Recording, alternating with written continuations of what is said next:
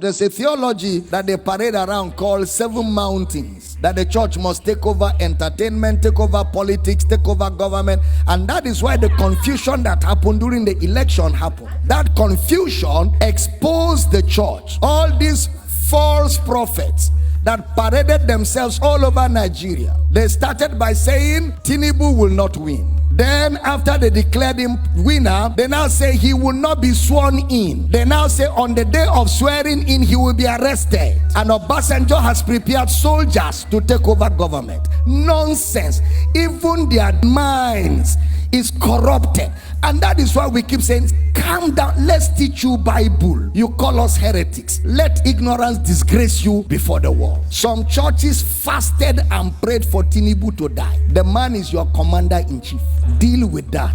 That's how when Buhari entered office, a lot of Christians began to say he will die. They even said when he went to outside the country that he will not come back alive. Christians, churches, that he will die. The man did 8 good years and went home younger than when he became president, to show that the Lord is upright and there is no unrighteousness in him. God is not a killer. And with these false prophecies, they have destroyed the faith of many people, because many people fasted and prayed sincerely that Tinubu should die, and their God traveled. So now if you ask them to pray, they are not sure God will answer. They have eroded their faith. They have shipwrecked their faith because of lack of understanding that there's a difference between the kingdom of God and the kingdom of this world. How many of you remember I told you that this thing, God is not involved? Did I tell you that? It's a contest. It's a competition amongst men. And in a competition, men set the rules. In a competition, men draw the borderlines. In a competition, men judge the competition. And in a competition, men announce the winner of the competition. True or false? Anything that a man will set the rule cannot be God. God is not a man. Your elections,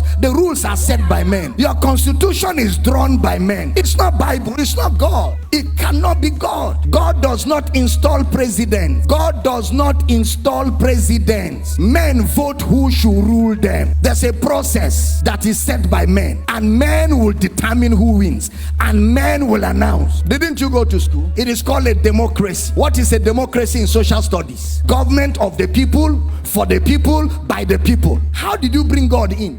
The government of God is a theocracy. You didn't hear what I said.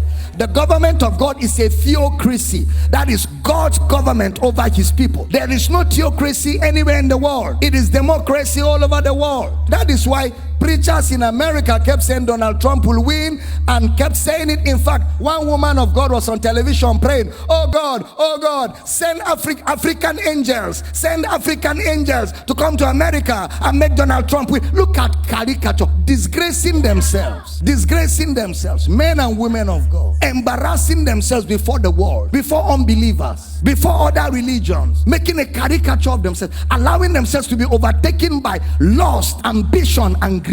All of us want Nigeria to be better, including myself. I want a better Nigeria. I want a great Nigeria. I want us to have the best of government. I want us to have development. I desire it so greatly. But it can never be the kingdom of God. It can never be.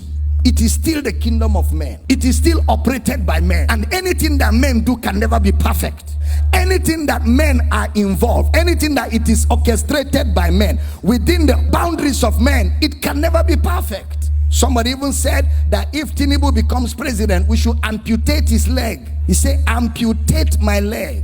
We're looking for him. Somebody even said he's a prophet. If Tinubu becomes president of Nigeria, there is no God in heaven. Look at that charlatan. That's a charlatan. That's what? A charlatan. Some churches, even pastors, stood on the pulpit and said, vote for this man. This man is the will of God. Let's fast and pray. How can a pastor be partisan? The pulpit is not a place for politics. The pulpit is a place, it is the pillar and the ground of the truth of the gospel. You don't use your pulpit except you don't know what the gospel is. And I don't blame them. Many of them don't know what the gospel is. They don't know what the gospel is.